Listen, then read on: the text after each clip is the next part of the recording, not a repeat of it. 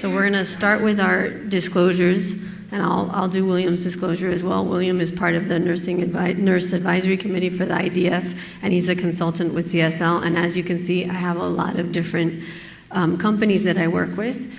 And I will say that I'm not going to talk about anything product related. The beauty of this talk is we're really just going to talk about traveling and getting on the road with PI.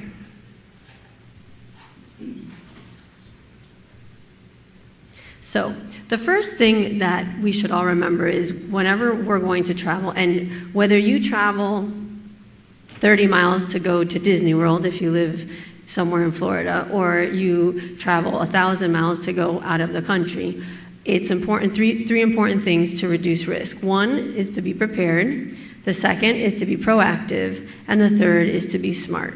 And your healthcare team is here to help you with all three. So, first, as far as being prepared, you need to know what disease you have, and we all know that. Know your vaccine status. Know what your treatment is. I know some of this seems pretty straightforward, but it's still important to say. Whether you're on prophylaxis. Know what infections are common where you're going. And when I spoke at the IDF's regional meeting last summer in St. Augustine, I'm the first that will tell you there's few patients who really cannot travel. Most of our patients can travel, which is the good news. But we may not remember, when you go to Disney World, I call Disney World, I live in Florida, and I'm a pediatric immunologist. Disney World literally is the germ pit of the earth. I am convinced of it. And I love Disney. I'm not saying I don't love Disney, but literally, if I could tell you how many times people have come with influenza, any other virus, and it's sad because it obviously is a place that's wonderful, but again, we have to be smart, we have to use our common sense. And every time, so when I go with my children, we have 5 children, right? If they touch anything, I'm like, oh, but you know, because it's scary. So I always say when we go in the winter, you know, and it's cold enough that they wear gloves, I'm so thankful because the gloves are not going to stick in their mouth. But in all seriousness, it doesn't matter whether we're traveling, again, 50 minutes away or if you're traveling 500. We just have to be smart about it. So knowing where you're going, are some vaccines suggested, required, or do you even qualify to get them? And then remembering that we do have antibiotic resistance, and it varies around the world. This is just a general slide. It's a busy slide, but it comes from an article that Kate Sullivan was the primary author on, and it talks about you know, basically the global infections and patients with primary immune deficiencies. And I'm just going to point out a few important things. So when we have severe B-cell disorder, for example, and live vaccines are contraindicated, let's say that you're going to an area where one of the recommended vaccines may be yellow fever. Well, that's a live vaccine, so that wouldn't be something that you would qualify for, obviously. But if you're on replacement treatment, right, gamma globulin replacement treatment, at least that is a little bit of reassurance. Now, remember that when we have our products all come from regional or area donors, right? Your plasma donors are from the area, so it's going to be different what we have here in Maryland as compared to someone in Europe. So that's just something to keep in mind. There are diseases, obviously, the severe combined immunodeficiency, where all live vaccines are going to be contraindicated. If you have a partial type of DiGeorge, some live vaccines, obviously, as the immune system becomes stronger and the T cells improve, those may eventually, they may qualify for some of and they may be able to receive some of the live viral vaccines. I think one thing I want to just say as an immunologist, and I said this recently, in May we had worldwide 22Q Day, which was for DiGeorge syndrome. One big concern for me, especially as a pediatric immunologist, is what we're seeing in this country with measles. And that is a direct reflection of the lack of vaccines. Now, I'm not addressing that to this group. I'm just saying, in general, it's very concerning for me. So as a pediatric immunologist, I try to be very vocal, and I'm your advocate, because at the end of the day, when someone comes in and says, I don't want my children to receive vaccines and they don't have an immune deficiency, I start talking about herd immunity. I have patients that cannot be vaccinated, and it's not fair. So what we're seeing basically is that we're now dealing with a crisis. And if it isn't a crisis yet, I believe you me, it will be a crisis because it's in many parts of our country already and throughout the world. We really need for people that can be vaccinated to be vaccinated because that's why the vaccines are there, to protect us all.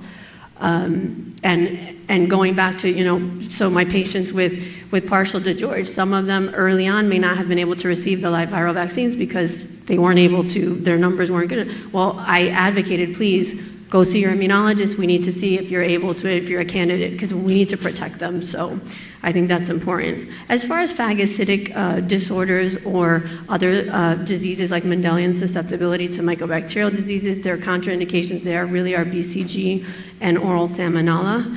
And I think that's really what I want you to basically take from this slide. I will also say, having taken care of many patients with X-linked AGAM, back in the days when we were using oral polio, I cared for 4 patients with XLA when I was at St. Jude who were dealing with the sequelae from the oral polio, but thankfully now polio is an inactivated vaccine, so it's safe. And obviously those patients received that before they were diagnosed. There are several resources that are available, and depending on where you would like to travel, we would encourage you to look at the different resources that are available because that will pretty much not only be helpful, but you can actually have a very good and important conversation with your healthcare team. So being proactive is very important. Remember that infectious diseases spread by different mechanisms. So there are, unfortunately, vectors like mosquitoes that can spread diseases like malaria or dengue. Then there's human-to-human transmission, so direct contact would be diseases like HIV or Ebola. Indirect contact, this is what I was talking about right at Disney World, where someone touches a surface, the next person touches it and then touches their face or puts their hands in their mouths.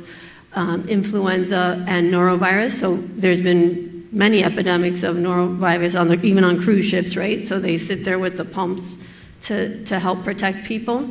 There's also droplets, so things like pertussis, and pertussis is an important one because infants, whether or not you have primary immunodeficiency, if you're not vaccinated, I've seen infants die from pertussis who were just too small and somebody transmitted, an adult transmitted. So airborne, influenza again, tuberculosis, and then fecal oral, things like cholera, norovirus, or Shigella. This is just a map that shows deaths from vector-borne disease. And for the most part, the U.S. is free, but once we travel, obviously, you're going to be exposed. Here, there's a lot of different, and this is an evolving landscape. Why? Well, global warming has partly to do with it. We live in South Florida, so we were affected by a hurricane last year. The hurricanes, all kinds of flooding, and people from around the U.S. have been affected by flooding. That is going to impact, so more mosquitoes. I mean, mosquitoes are a major problem because they carry many diseases, and Zika is not on here, but obviously that's one. So dengue, malaria, yellow fever, chikungunya, and then ticks can carry diseases, obviously like Lyme disease, aquatic snails, schistosomiasis, water fleas, I don't even know how to say this, dracunculiasis. Chagas is transmitted through the triatoma bug, and then flies carry other diseases like leishmaniasis. The important things with vector-borne diseases are taking appropriate measures. So again, if you're able to be vaccinated, that's a conversation that you should have with your immunologist. That would be one. But using insect repellent is very important. Wearing light-colored, long-sleeve clothing, and I've had patients say to me, how practical is that? Even I've had patients say it to me in South Florida where it can be 95 degrees, feels like year-round, to be honest with you, but it's still important. And that is one way to protect yourself, along with the insect repellent. Staying away from areas that have stagnant waters, which is not always easy to do, but these are some of the tricks. And then there are countries where you may need to sleep under a mosquito net. When I did some volunteer work in the Dominican Republic in the mountains, we slept under the mosquito nets because we needed to protect ourselves from the mosquitoes. Now we're going to talk a little bit about pathogens. So as you can see here, and again, I'm going to pick out just a few things. So Burkholderia is a problem for patients with CGD, and that can be found worldwide. As far as salmonella, it is present worldwide in Africa. There are some that actually can be very, very lethal. As far as Pseudomonas, again, worldwide, and that can be a problem for many patients with PI. It can lead to abscesses, swimmer's ear, tissue infections, and it may lead eventually to sepsis. And then cholera, I don't need to tell you, is another disease that can be very, very concerning and can spread very easily in some parts of the world. Hand washing and sneezing into the hands. So because I'm an immunologist, whenever I go to schools, when they ask us to go talk, the immunologist in me comes out. They can ask me to talk about, I went to talk to some teenagers about vaping a few weeks ago, like right before school ended, and I'm sitting there and I said, because people were coughing, I'm like, what is the proper way to cough or sneeze? And this is teenagers. They all looked at me like, and I said, I want to see how you cough or sneeze. And some people using their hands, I'm like, no, that's definitely not. That's why you're all getting sick, because it was a really rough winter, right? So it is sneezing into, or coughing into your elbow. As far as food and water safety, this is actually really important. And many of you may have concerns about when I go out of this country, and one of the things that we don't necessarily think, I was with my family, we have a lot of little kids, and they wanted to have bottled water, but then they're asking for ice. I said, no, remember that the ice comes from non-bottled water, right? So sometimes it's just the simple things, but you need to still talk about it. So trying to protect yourself, making sure that whatever food you're eating is not raw. If you're leaving this country, and even in this country, I would tell you it's not a wise idea. Obviously drinking bottled water. And these are things that may sound very simple, but they are important because it does help to protect us. And then trying to avoid things like fresh fruit or fresh veggies that have been washed in the water that you're not supposed to be drinking, right? So it's that type of information that pretty much helps. As far as romance on the road, again, you don't need to leave this country, and Miami has one of the highest rates of HIV, which I do remind people, more than 1 million sexually transmitted infections are acquired daily worldwide. Barrier methods are the most helpful to prevent transmission. And this goes for, obviously, people of all ages, right? I mean, some of the highest rates of HIV are actually in elderly people who don't have to worry about things like getting pregnant, but the concern about sexually transmitted disease is definitely still there for all of us. As far as immunoglobulins, so if you're on replacement therapy, remembering your product, you should take your product with you, so that's number one. Local products have antibodies to local pathogens, right? That's what we talked about. So if you're going somewhere that may have very different pathogens, you may not necessarily be protected, but you should still be using the product that you use. You have to consider how long you'll be there. Have you ever had an intolerance to IG products? So if something goes wrong and you don't have product, you need to have all that information available, and then knowing where the IG is sourced before deciding what the treatment will be. I'm going to pass it on over to William, and then we're going to take questions at the end.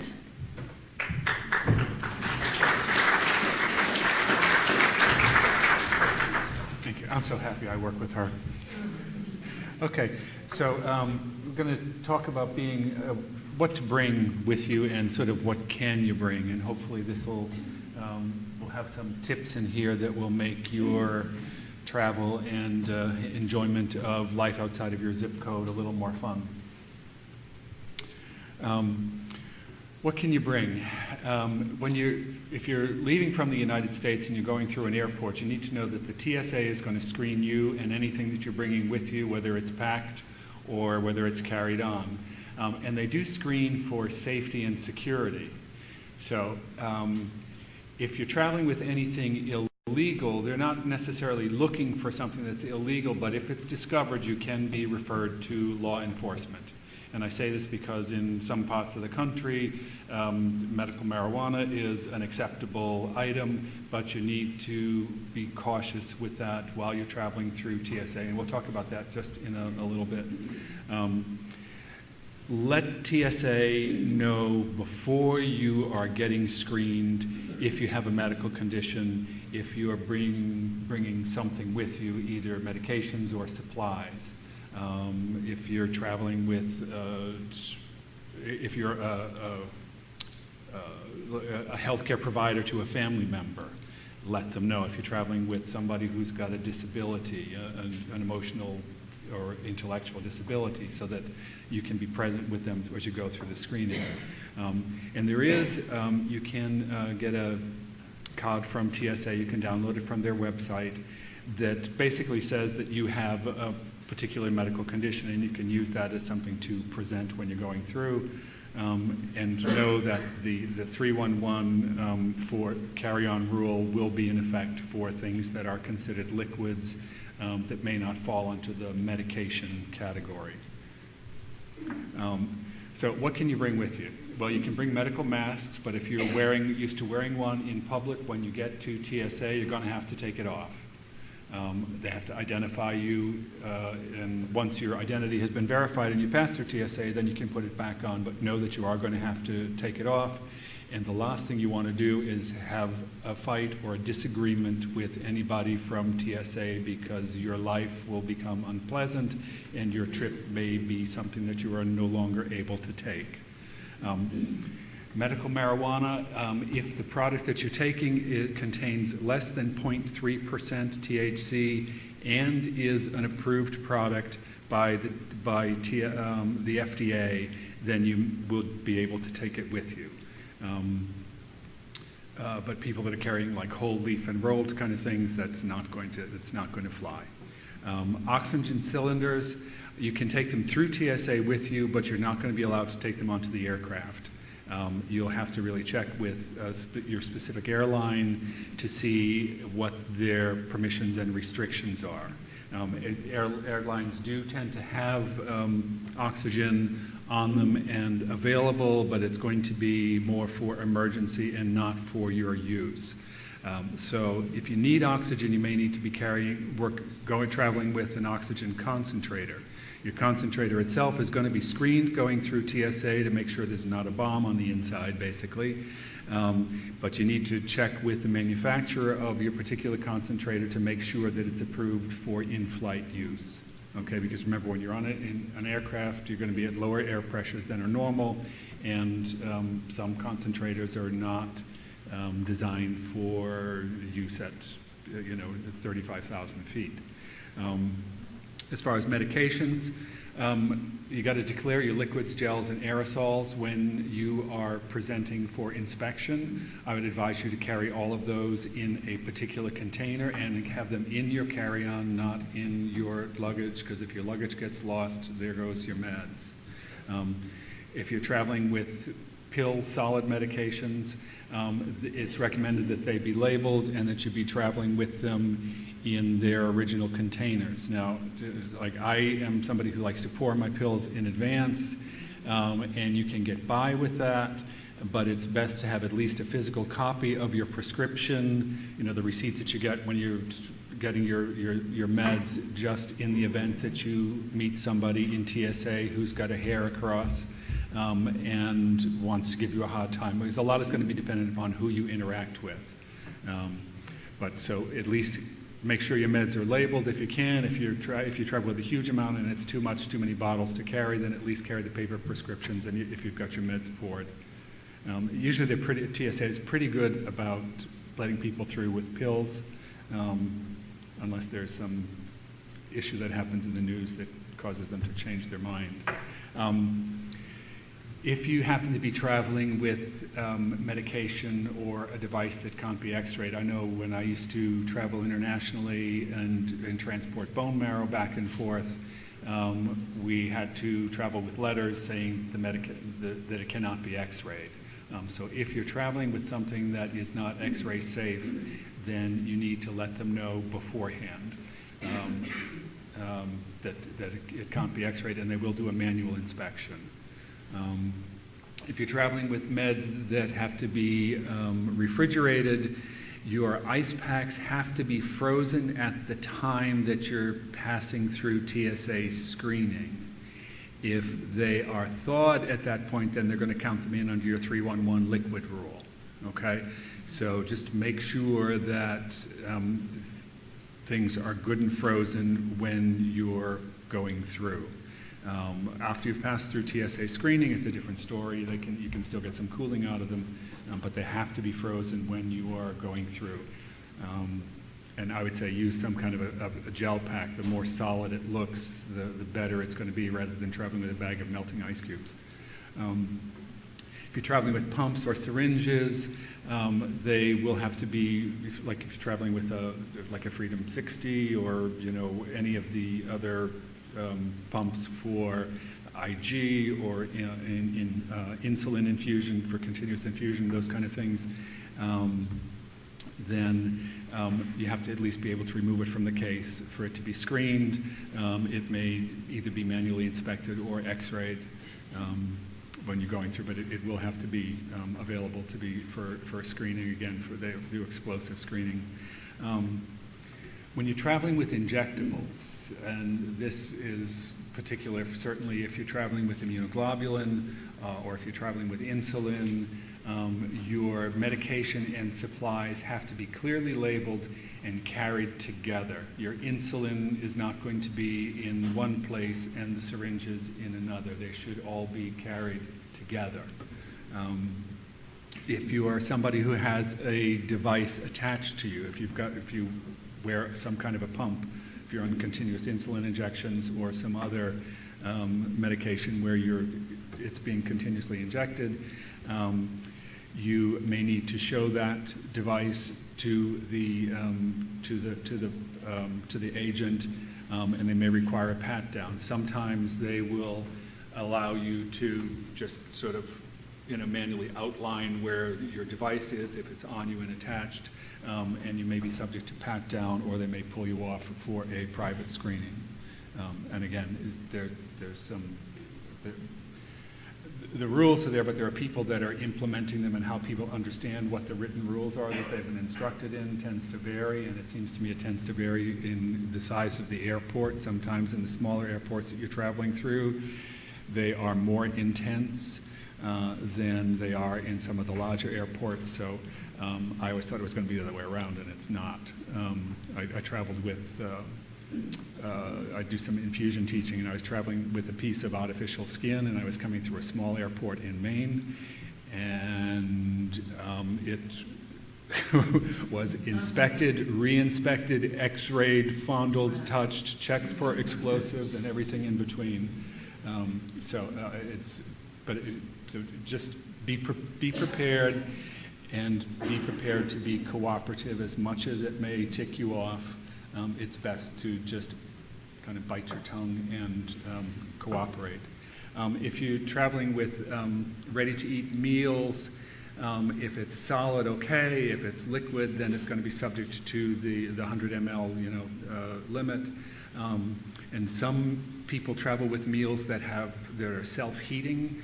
And if you've got that kind of meal that you're traveling with because you've got some kind of a special diet and it heats itself, then you need to check with your airline, because some of the self-heating meals, they are not allowed. And again, it's going to be airline specific, and I'm presuming that would hold for probably even cruise ships, I suppose, or trains. Bring documentation. The more documentation you have, the better off you are. Have a letter from your provider stating what your condition is, and that you're carrying medication, that medication is not for resale, that it's for your personal use. We have patients who come back and forth from Colombia to get supplies of immunoglobulin and some other injectables, and we have bilingual letters that we have them carry through for both TSA and for customs on the other end, saying that they've got a disease, they need the med, it's not for resale, and it's for their personal use, and also a paper copy of the prescription, because sometimes the customs people on the other end want it. I know that's a particular issue for people who have to go back and forth to Colombia. And keep a copy in your phone, keep an electronic copy with you in case somebody decides they want to keep your paper letter. And then, as I said, the TSA notification card. This is there, it's not enough of and by itself. So be prepared with your documentation. But you can download this card from the TSA website. If you're traveling with somebody with intellectual disabilities, they can be screened without being separated, but you have to let TSA know. If you're wearing an ostomy, as I said, they may let you do a self-pat-down without having to remove your clothes or show your ostomy if you've got a colostomy or an ileostomy or a uterostomy, whatever. And you can always request a private screening if you're concerned about all this happening in a line of everybody else. If you've got radioactive material, that's got to be screened. And if you've got a radioactive implant, please check with your provider, people that are having them for, thyroid or, other procedures where you get a radioactive bead inserted. Check with your provider to make sure that it's safe for you to be traveling if you've got an implant. Service animals, they have to go through a detector. If the animal is going to be alarmed, you have to hold on to the leash, but you cannot have contact with the animal until it's been screened. The harness, the leash, all that other stuff has to be screened. The leash to control the animal doesn't have to be removed, but again, it will need to be screened. And if you carry meds for your animal, separate that from your personal stuff, and those will also have to be screened. Check with the TSA for other specific questions. That's their website, and there is an app that you can download for your mobile device called MyTSA that you can, it will give you a list of questions and links to further details about what could be required for screening and what you can carry with you.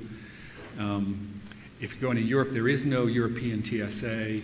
The European Commission is probably your best resource. But every country has got specific rules. They're all fairly similar, but every country's got their own specific rules. So in Europe, sometimes you can't travel with a knitting needle, but you can travel with it in the U.S. They just don't allow sharp-pointed anythings. So again, check with the specific country, and there's a couple of links there on that slide where you can get the country-specific information for download. And again, these are general resources that we have available to you for the CDC, the European Commission, the World Health Organization, the Canadian, the European, and the TSA, and then a really good reference article that has got a lot of the information that we've talked about. And just summary pearls. I'm big on summaries, kind of like the take-home message. So some of this we said, but it's just good to kind of review, right? So having PI doesn't necessarily mean you don't have to travel. Speak with your immunologist about where you can go and where you may not be able to go, or if you can travel at all, or whether driving may be better than flying. Pack medications where they're easily accessible. So packing them in your carry-on, right? You don't want your meds to be in the luggage that gets lost, and it's also not good because of the variation in temperature. Speak to your immunologist regarding whether you should take additional meds with you, whether you should take antibiotics or some other medication in case you develop an illness. Drinking bottled water, and remember, no ice. Cooking foods thoroughly. Washing and peeling your fruits and vegetables. Washing your hands thoroughly. So I think if nothing else, you know the importance of hand washing. And then carrying hand sanitizer. Keeping a list of emergency contacts and medical numbers. Being familiar with the location of medical facilities and hospitals where you'll be going. That's also important so that you're being proactive. And I put this last, but really it's the most important, is remember to rest. Because traveling can be very fatigue-causing, and taking care of yourself and remembering to rest. John Boyle actually said something last night about that, right? That you need to remember to rest. Some of this information came from CGD Connections, which actually is really good. The other thing that we didn't say, but I think is important, is pack a thermometer in case you're concerned that there might be fever. We didn't write that on our list, but a thermometer would actually be another good thing. So we're going to take a quick look and start answering your questions. But thank you so much for your attention.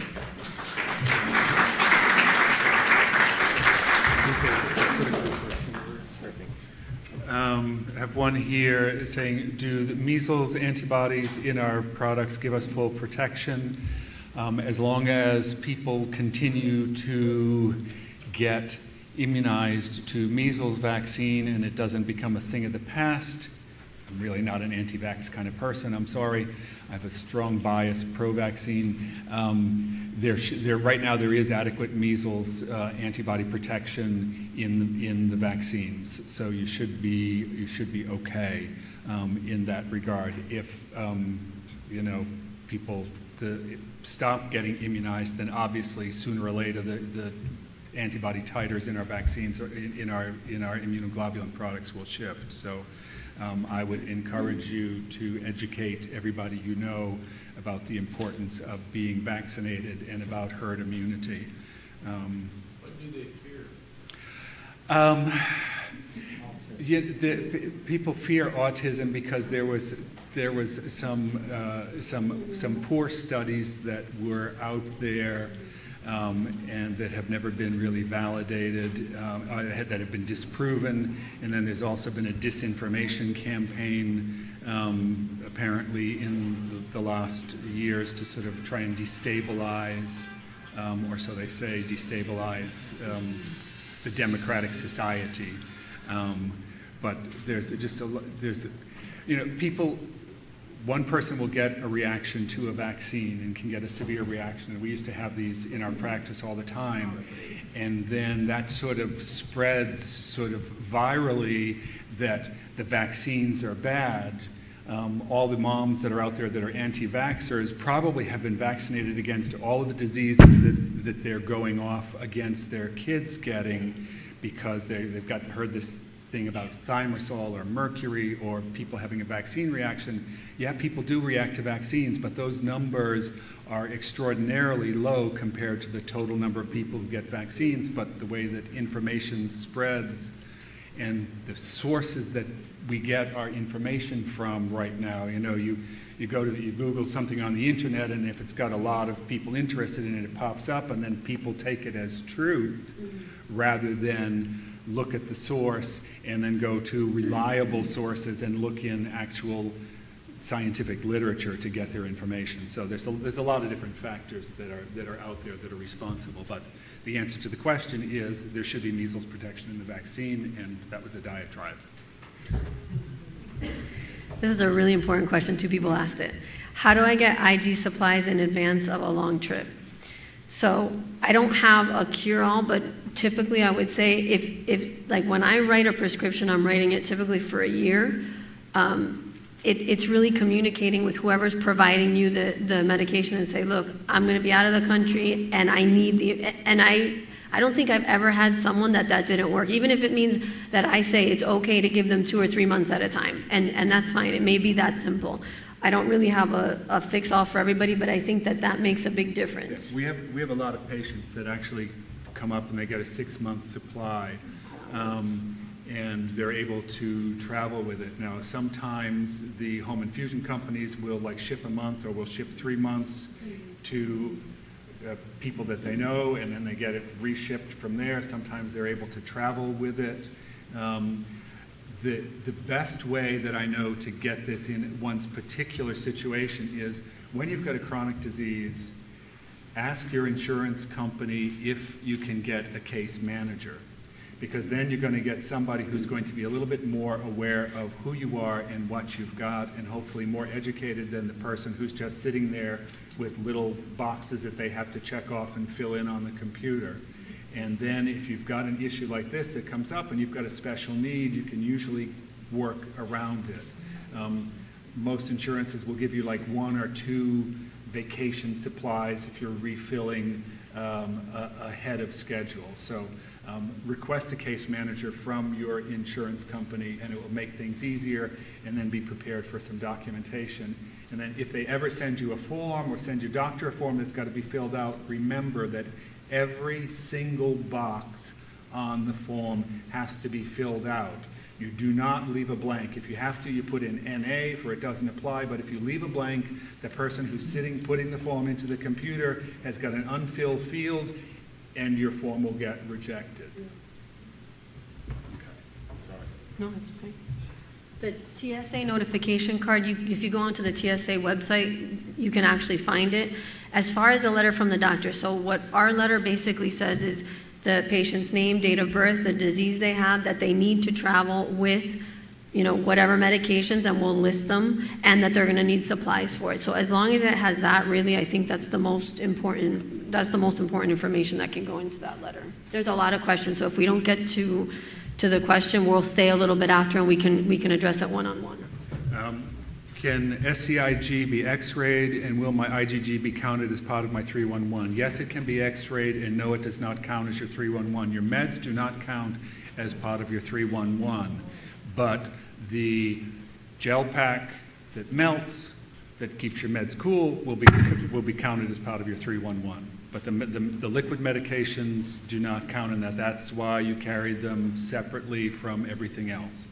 Okay, and sub-Q can be X-rayed, and I think that most of the sub-Q products do not require refrigeration. I won't swear to that, but check with your particular product. I know that some of them, and I'm not going to name anybody by name, can be stored at room temperature. I don't know if any have to be refrigerated, but I won't swear to that. Yeah, check with the reps over at the booth if you have questions about that. So these three kind of go together. Is it overkill to wear a surgical mask on planes? What are your thoughts on masks? Do you recommend that they wear them at theme parks?